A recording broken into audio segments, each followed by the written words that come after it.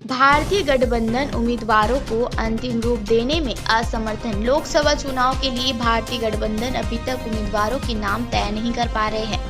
आप देख रहे हैं द लोकल जर्नलिस्ट। आपको बता दूं, चुनाव आयोग ने 16 मार्च को लोकसभा चुनाव की तारीखों की ऐलान की थी। झारखंड में चौथे चरण का चुनाव होगा। बीजेपी ने घोषणा की है कि वह 13 सीटों पर चुनाव लड़ेंगे और अपने उम्मीदवारों का नाम भी घोषित कर चुके हैं।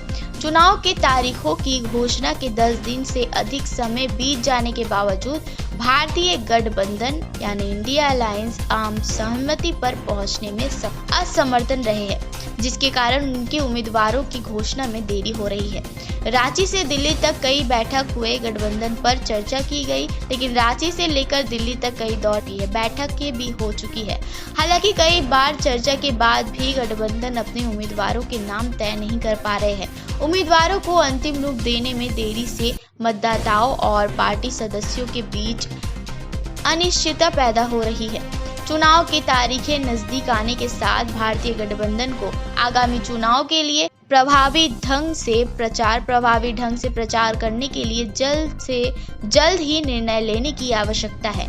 बीजेपी ने उम्मीदवारों की घोषणा की। झारखंड में लोकसभा चुनाव के लिए बीजेपी ने अपने उम्मीदवारों की घोषणा कर प्रबंध बना लिया है। पार्टी 13 सीटों पर कड़े टक्कर के लिए तैयारी कर रही है और अपना चुनाव अभियान भी शुरू कर चुकी है। दूसरी ओर भारतीय गठबंधन को अपने उम्मीदवारों को अंतिम रूप देने और संयुक्त मोर्चा बनाने में चुनौतियों का सामना करना पड़ रहा है। समय समाप्त होने के साथ गठबंधन को चुनाव में एक मजबूत विपक्ष पेश करने के लिए शीघ्र निर्णय लेने की आवश्यकता है।